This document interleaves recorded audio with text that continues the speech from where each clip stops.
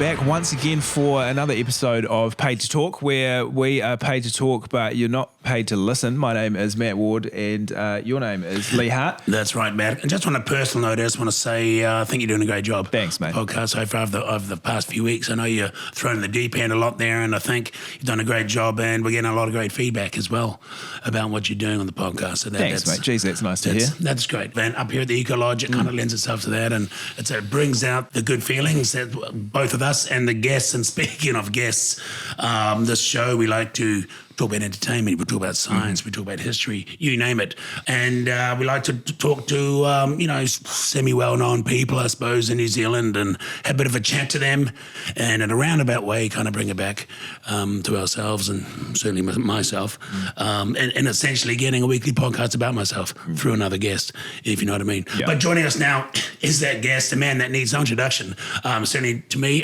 Matt Heath, welcome. Oh, thank you for having me. What a beautiful spot you've got here, and good to see you. You've been up here before. You've stayed up here before. I've stayed here. Yep. I broke your barbecue at one point, I remember, and it's good to see that that's been fixed. What hasn't been fixed? I got a whole new one. Everyone's got a few demons at the Eco Lodge, don't they?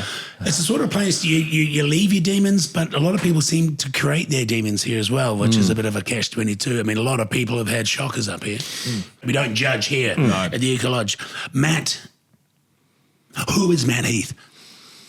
Well, I guess I'd throw that question back to you. I mean, we've known each other for 25 years. And I think if anyone who'd be qualified to answer the question would be probably yourself. So I'll probably throw that back to you. Okay, yeah. Well, that's probably was a stupid question. Jerry, we're going to need some different questions on this if we can, if this is going to progress any more than it has already. All right, let's just chuck it back at you, Matt, being the guest. Who was Matt Heath? I thought you were getting rid of that question. No, I've changed. Okay, I've adapted. Who was Matt Heath before he was Matt Heath? Where did it all begin for Matt Heath? Dunedin? Wow, tell you what, this is going back a way. Yeah. But I'm not actually a New Zealander. You're not? No. See, I've not created, Asian, are you? when you ask the question, who is Matt Heath, I've created this person that's Matt Heath, and media star, that's debatable. Yep. Health guru, and Southern man. Yeah. And yet the truth is, I was born in Oxford, England, and I'm actually an immigrant to this country. Who was Matt Heath before he was Matt Heath? Okay. He was Henry Heath, who immigrated to New Zealand from England. So you became Matt Heath, and we're talking 3-year-old? 3, 4, something like that. 5, so you 6. changed your name when you got here? No, I didn't change it. No, it still sits. But I went with a more Kiwi name. Oh, nice. Matt. Yeah, that's a good name. Thanks. Matthew, maybe Matthias. Well, I mean, how many places do you go in New Zealand without there being at least one Matt? And for example, here there's 2 currently, out of the 3. So 2/3 of this chat is involving Matt. Which is very confusing during the sound check. Yeah. So if you were going to become anyone in New Zealand, it might as well be Matt or Dave. Okay. No one wants to be a Dave. Jerry, none of the stuff makes the award clip. Okay, thanks. Matt, but fast forward if you can, Dunedin, you grew up there. Yeah. The future Southern man. Yeah, that's right. Born in the South, cheese roll in my mouth. Yep. Where did the passion for, say, media, writing, etc. come? Or was it music first? See, this is a very good question. And I was talking to my son today about this, and I said to him, have I ruined your chances? Because he's in a band right at the moment, and I say, why aren't you booking more gigs? Why aren't you doing stuff? And then it suddenly struck me, I've brought him up in the middle of Auckland. He's had everything. Yep. There's no ambition. But being brought up on a farm outside Dunedin, there's nothing going on. It's freezing cold, and all you can think every day is, could I get just an ounce of just a sprinkle of stardust here? Could I just get just a little bit of something? I thought you were going to say goat's milk or something. Yeah, you mean a bit of, I see. Well, it was very easy to get goat's milk because the barn I grew up in was surrounded by Angora goats. My parents invested heavily and stupidly in Angora goats. Yep. Lost a lot of money. But, you grew up on the West Coast in Peru. Yeah. And that's not about me, but if you want to, I will go there. Yeah. But no, let's stick with you for now. And there's just something about being so far away from anything that's happening. It gives you that desire to shoot stupid skate videos with your mates. Did you feel like an outsider because you came from overseas? You had your heart set on bigger things, your bigger dreams perhaps. I don't know about you, I never really wanted to be an All Black. Yeah, I never wanted to be an All Black. I didn't have much choice. I guess what I found challenging is my elder sisters punishing British accents. that never seemed to go away. That made me feel like an outsider in my family, while they were going, Matthew. Oh, full naming you as well. Yeah, Matthew, you know. Yeah. And I was like, I'm Henry. But no, I was changing my name to Matthew. That made me feel like an outsider. School years, good times, you're a good student. To be fair, I was the victim of some deserved bullying. You know, being a fan of the music, I thought it was a good idea to grow my hair long. And growing up in Dunedin back in those days, that was a lunchbox on the roof, smack in the back of the head situation. If you were trying to celebrate your rock and roll heroes with a bit of long hair. Who were those rock and roll heroes? I immediately gravitated towards the Beatles as a kid. Mm-hmm. Loved the Beatles. Black Sabbath, Iron Maiden. Absolute fan. Guns N' Roses. Yeah, good guitar music. Yeah. Yeah, you mentioned your son is in a band. Yeah. Have you ever thought about doing a bit of a crowded house scenario? You get the band back together, Deja Voodoo, pull the son into the band, kind of like Neil and Liam? So I went to see my son play the other day, and I had to stand right at the back because I could feel myself making his band less cool by me being there, because there was all these girls and young people running to the front. And I brought some of my mates, and they were massively drunk. Spooge was there, Cass, Perky, a few people that we've had a few nights out together with, and we were just standing there, you know, like about 15 metres from the stage, and I thought I said, boys, we've got to go to the back here, because we can't be, we're sucking the life out of this room. They're not the sort of people that blend in easily. We're sucking the life out of this gig by our presence. So if my mere presence there was lowering the cool of the gig, then I think playing on the bill would pretty much finish this band. These are the struggles they have to put up with. Just some context here, of course. Lani, birth mother, of course, musician. Was she there as well? Was she at this particular No, gig? she was on tour in Australia at that time. Yeah, okay. Bass player? Yeah, bass player, yeah. Yeah. So she wasn't there. I think she would have sucked the cool out of the room less than me. Yeah. Because she's still active in the music industry. That actually was quite a significant... You ask, who is Matt Heath? And I would say he's an embarrassment for his children. Is probably... I think that's the answer to probably every Not really a unique dad scenario, that one, to be fair. Yeah. I think we have to bring in that context. We've kind of got rounded in the roundabout way. But Deja Voodoo, your band. Yeah. And let's be honest, I mean, You didn't rate Deja Voodoo? No, that's my whole point. I was in a half-assed band, and I like to have a kindred spirit with you on that, but you actually guys were pretty successful. Yeah. You did certainly better than us.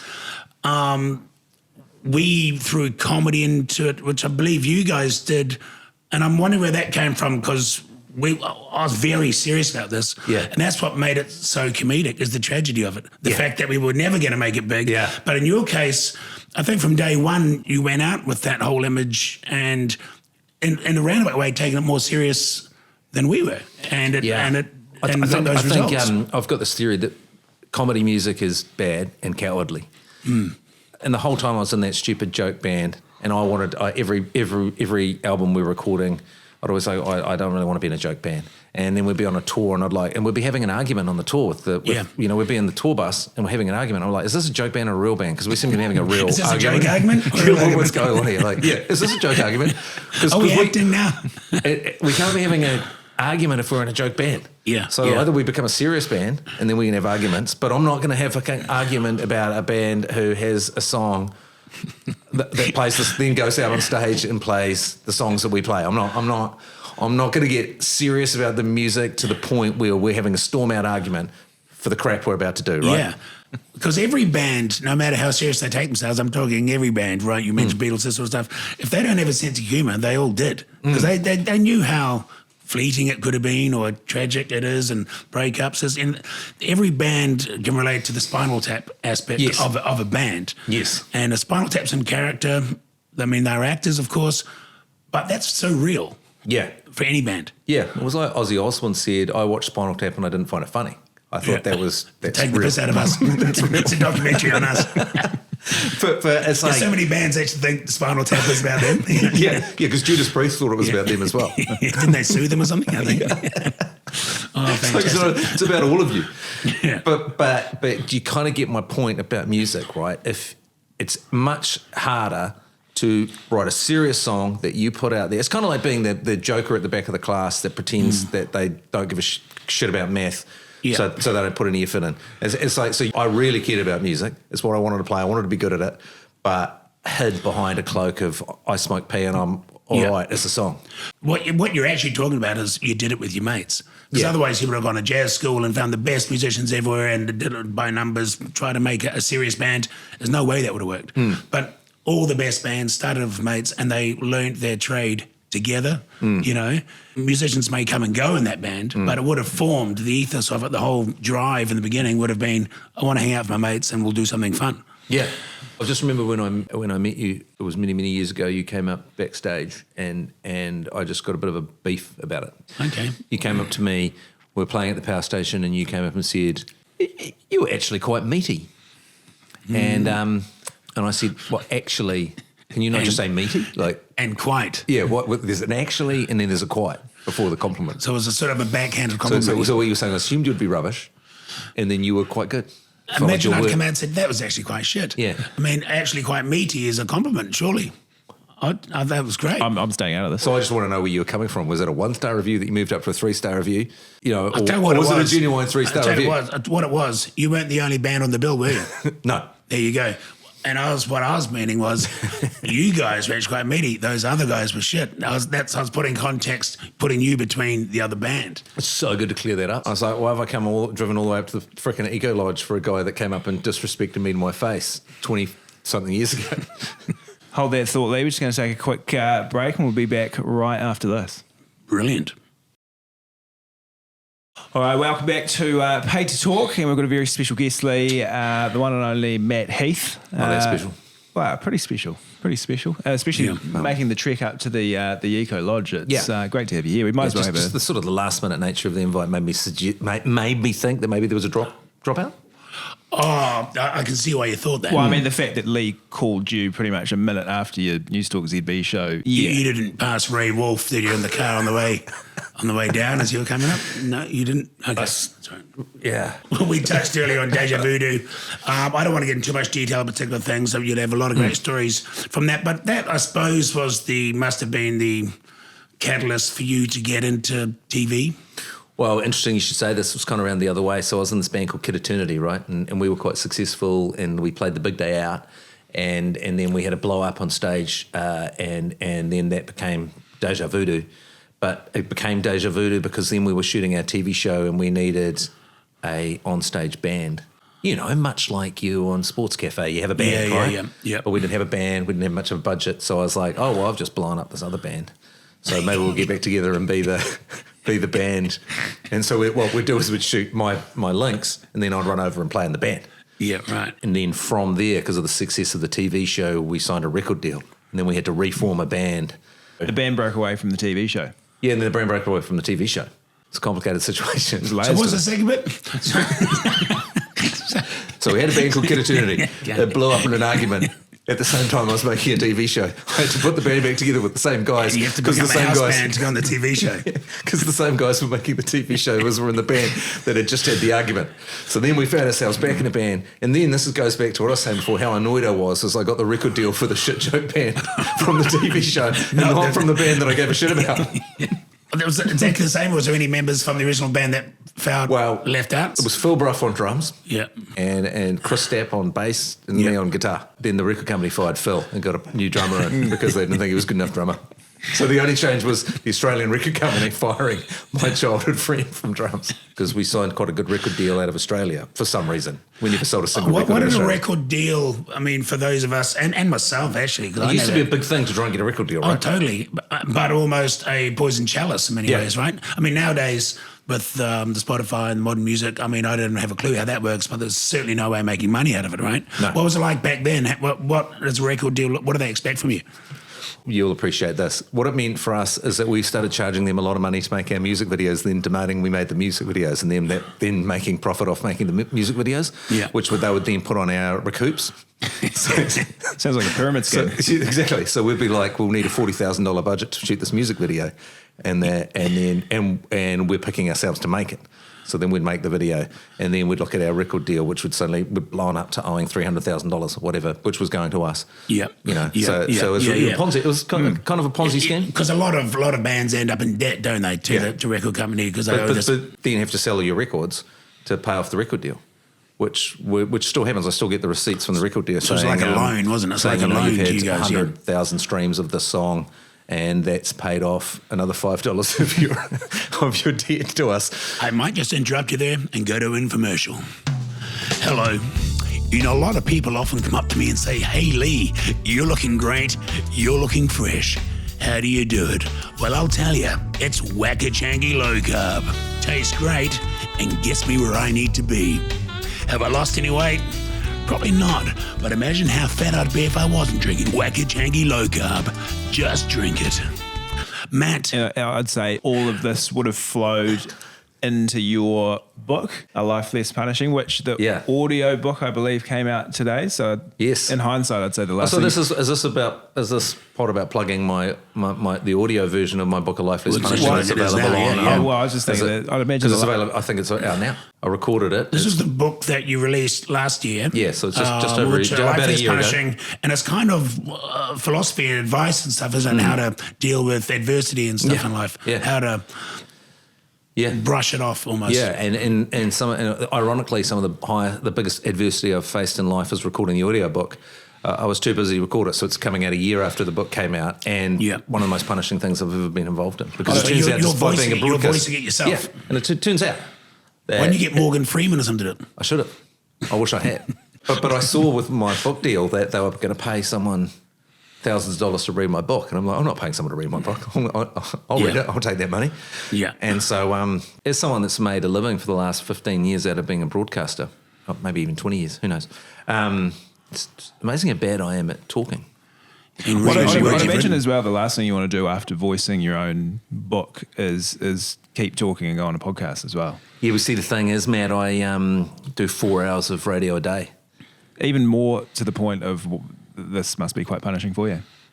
Oh, it is. This is torture. Yeah. Well, having to continue talking. Well, it's the same for us. I mean, we're we're all victims of our own voices. Well, really. I can only imagine the conversation before you rang me, going, "We've got to fill this show." And it's like, Matt has forced me to do so many things in my life. Because how many times I'm saying, "Hey, Lee, can you come in and do this thing? I need a great guest." Well, so speaking of that, we've kind of... Okay, so music aside, Deja Voodoo, you did a movie as well, so you ticked that box. The Devil Me Too, yep. And that, which is fantastic. I remember when you first started on Hierarchy, when you were flat on your back with a broken back, pretty much. This is when you then we'd become friends, and this is when I really leaned on you, is when I had major back surgery, but I just got into commercial radio. And so I, much like you've set up your situation here at the Eco Lodge, I thought, I don't want to stop getting paid just because I've prolapsed my back, my spine. So I'm going to do my show from my front room at my house. And so I started doing that. You were lying there like in an opium den, where you're doing on a bed doing the show. I was dangerously addicted to tramadol. Yeah. And I was just getting alcohol delivered from our alcohol sponsor and KFC delivered. And hassling you to come over and be my co-host on the show because I could vaguely talk, and you live in the neighbourhood. So down the road, yeah. Yeah, so I don't remember a lot of those days. So this is the drive show? Yeah. So I did the drive show from home on tramadol, drunk, with Lee. And it was the start of something, though, because that's when, then I joined the station properly, and then you became breakfast host with Jeremy. Jay Sy became drive host with Havo rotating around there. And then this is how he came into the mix. And then I came into the mix. And then... All because of tramadol. So it was the tramadol... Now that you mention it, my life became a blur around then as well. Something about working for Radio Hauraki and your life turning into a blur. There's something about drive radio when it's done right. It's a blur. And when it's done too wrong, it's a blur too. It's kind of a blur. It's a very fine line. Yeah, when you start turning breakfast radio into a blur, then that's when it becomes a real problem, and that was a problem for me for a while. Yeah, I think that's one thing I could never have done. I'm pretty much sure of that. I mean, there's a few drive shows I've, preferred of redo if I could, but not that many. Could count them. I was talking to Mike Lane about this the other day, and it's the horror that is waking up the next morning and me texting Mike and going, I was broadcasting live for 2 hours And you in think the you were state good. that I was At with the time at the end of a long lunch, if you know what I'm saying. There's something about ACC, I think you can get away with it though. Yeah, it's a bit different than, there's a bit different than a mainstream broadcast like this. Well, I remember because the worst part about doing the drive show, if there was a big day or night the night before, was everyone's getting to the office around 9, or you guys would already be in there, and you don't go until like midday, 1 o'clock, and the anxiety hits, and you walk through the door and no one throws anything at you. And then meanwhile, I'd been on the breakfast show, and then I'd go home, and then I'd come back in. Keep going. Keep going in while you guys were doing the drive show. But I suppose there was a culture at the time that we were certainly chasing and not fabricating, but trying to create for the listener and for ourselves a fraternity type environment. We were doing the no sleeps till breakfast and the no sleeps till polling, and let's stay at my house or at the studio till. I remember when you and I came up with the no sleep till breakfast idea. Horaki's listenership wasn't great at the time, and then when Bouger was firing and Breakfast was firing, the ratings got really good. But we had this conversation: what would make people? And you we were like, well, what if we turned up like that? And then we were like, what if we're like we are now? And then we said, and then we came up with the idea: what happens if on the breakfast show in the morning you said we're going to party from now till then, and then tune in tomorrow to see what state we're in? And that was the idea of no sleep till breakfast. I think there must be some kind of serial element to that. You just got to watch the whole series, To just the horror, the car crash of doing it to yourself as well. Yeah. We're going to go hard for 24 hours, and then we're going to turn back up on the radio, whatever state we're in, and broadcast again live. Yeah. It's a massive own goal. Heck of a dice roll. Yeah. Heck of a dice roll. And the powers that be, they were prepared to sort of wear it to see where it's going to go. Do you think right now, if we suggested that someone would allow us to do it? I don't think so. I don't think so. We'll just hold it there for a moment and be back in a second with Matt Heath. Welcome back to Pay to Talk. We've got Matt Heath as our guest, and Lee, you've got a cracking question. Well, I've got so many questions here, Matt, so many questions, but I'm just going to go rogue with it. Well. I feel like I know you well enough, I can just wing it. Okay. I'm just going to go with that. We're fast tracking through radio here. I mean, a lot of people know you were with Jerry for years on Breakfast Radio. I believe we did 11 years of the Matt Jerry show on Radio Hauraki. So that's more than most partnerships have ever done in radio, right up there. And it was a classic one. It's a good one, and you're still good mates. Tell us, was your call to move to ZB, right? What was the thinking behind that? Did the opportunity come arise, or you thought of it, or what? I don't know, another challenge. I'd done Breakfast Show for a long time, and they offered it to me, and they took me aside and said, would you like to move up to ZB? What? And they said up, that's interesting. Yeah. The way they pitched it to me, would you like to move up to ZB? Yeah, and yeah. I was like, if they'd said, do you want to move down to the ZB? Or across to ZB. I might not do it. But because they said up, it was like, oh, is this up? Well, it is literally upstairs, though. So, I mean... They might have just been saying up the lift. It's literally just the second floor, the floor above it, isn't it? Yeah, and it was interesting because we had like about a month of my going away celebrations on Radio Hauraki, and then at the end, G Lane, who likes to cut me down to size, everyone down to size, he hates to see anyone enjoying themselves or having any satisfaction in their success, he said to me, oh, for Christ's sake, you're moving 100 metres to another mic, no one gives a shit. And it really undercut the going away party, really. I mean, I'd like to think I've had a lot of late night philosophical conversations with you, would like to call intelligentsia type conversations. Yeah. So I'm wondering, was that something you were hoping to do? Maybe talk to Kiwis, and was that part of it, or? But I really enjoy that part of it. I enjoy the. I think Talkback radio is quite amazing because someone can just ring in. There's a real jeopardy to it. On Hauraki you get callers, but they're all just. I love you, man. It's great, and can I win that prize? But it's quite a jeopardy that anyone can ring in, and you take them live, and they can be crazy, and you realise that the average New Zealander is quite a weird individual. And I suppose you get to have opinions on stuff. It stops me punishing my partner with it, because I had all my sort of opinions on the world. Yeah, that was causing problems in my family because. She doesn't want to hear that crap all day. She doesn't want me ranting and raving and yelling and going around the house and all that kind of stuff. And so I was obviously going that way. about that kind of stuff when I was at Hauraki, but it wasn't really the right place for that. No one wants to tune into Radio Hauraki and have you. No, they want to have a good time. They want to be be. entertained and have a few laughs. And, So obviously they thought I was up to it, and turns out I was. Did you have to scale it way back from what you can get away with saying on Hauraki as when you went up to ZB, or? Yeah, kind of. But I was just thinking about some of the stuff I said today about how to get to sleep at night, and I was thinking at Hauraki, if you were talking about how you get to sleep at night, you know, we'd go to making love. And where did I go on ZB? Immediately I went to making love. And They were expecting deep sleep magnesium. yeah, exactly. Yeah. But that's refreshing. That's probably another reason you've gone there, because there's all very well you having to adjust yourself to that new audience, but to a degree, the audience is going to adjust to you. Yeah, you know, anything you do, you're pissing some people off and you're entertaining some people, and you know, you get this number of all the people that listen, but you don't know who they are specifically. So it's you're constantly culling out people that hate you and bringing in people that like you, right? Yeah, totally. With that in mind, let's go to a caller. Can't do it. Well, it's a podcast. You don't get callers on a podcast. You can do it on a radio show. You can certainly do We it on don't have the news. technology for that, or what do you mean? Well, it's a podcast. Who's going to call in? Because this is obviously all recorded. Then you upload it. Well, have you got a number? Do we have a number? We don't have a number. If we give out the number, someone might call. Yeah, but I don't even think we don't. Could you give you're telling me we don't even have the phone technology plugged into that thing you got. Matt, you'll have your cell phone here. Well, though, I right? can give out Lee's number.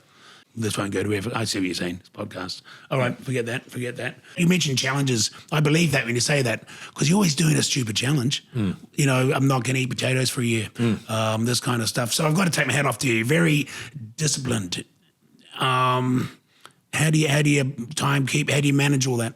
I like to do those things. Like I ran 5K every day for a year, or I didn't cut my hair for a year. I'm only doing them to keep myself interested. There's no client attached to them. Oh yeah, totally. That's what I mean. But there must be a part of you that does that to see that you can do it. I don't know why I do it, but I have this compulsion to just. As I get older and older, I do less and said less. that at my funeral, he'll put Matt Heath liked to remove joys from his life. That's what he thought he would say, and my eulogy will get on my thing. He goes, because you're always just removing something you like doing from your life for a year. That's written on your tombstone. That's positive. He goes, if he ever sees me really enjoying something, he'll stop doing that just to piss himself off. Just to show that he can. Yeah. Is there a current joy that you're removing from your life? I haven't had a drink of alcohol this year. Wow. Yeah. But you've done that one before, haven't you? Yeah, I did that before. Yeah, but you're doing the whole year? Yeah, I'm doing the whole year. Yeah. I don't know why. I should be doing some of that. But as I get older, I get less and less disciplined, I suppose, and lazier. The whole not drinking alcohol is I don't like it. Because I realised one of the reasons I caught up with my buddies, I always thought it's because I loved them. Turned out I loved the booze. And so if you take the booze out of the situation, I just go, there's not the same carrot for me to go to the pub, if you know what I mean. Yeah. And so I think from a mental health perspective, what's more important? It's probably spending time with your friends and socialising, right? Yeah. And if you take alcohol out of the situation, you may be healthier, but you become more boring, and therefore your friends abandon you, and then suddenly they stop texting you and asking you to come out. You know? Yeah, and then it's mental health. Then you got to go on podcasts. Yeah. And then this is the first time I've caught up with you with mates for freaking ages, because no one wants to hang out with a guy that's not drinking, because the person sits there and they look like they're judging. Everyone think, especially my mates, they're all freaking alcoholics. Do you think Spooge wants to hang out with me, judging him when he's drinking? You know, you really think Spooge wants to hang out with a sober guy? Well, we were going to have a rap party after this, but I don't think we'll bother anymore. If you guys were friends, you'd finish this for me by you hold me down and you pour some alcohol into my mouth, and then it's over. You know, and then it's not my fault. And then I might as well start drinking. But if you were mates, you would do that. If you were mates, this would be a reverse intervention. You know. Well, once the camera stop rolling, we may just do that. I think it's better that we keep the cameras rolling for that. That's the sort of thing that you get a lot more views. I would be so happy if this turns into a reverse intervention.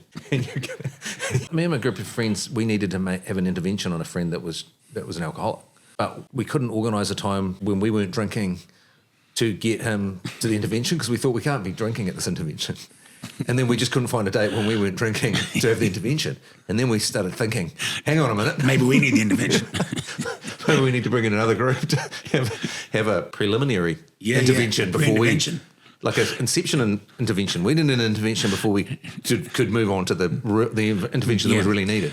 So, what's next? What's the next challenge for you? Obviously, you've got the audiobook coming out. Yep. Book you've written, the audiobook. Yep, Do you know if it's cheaper than the book when it came out itself? Yeah, I'm not sure. The book when it came out was like $34.95. Well, I prefer reading. I'm just wondering if I get the audiobook and put it through one of those sort of dictation app type things and then print it out.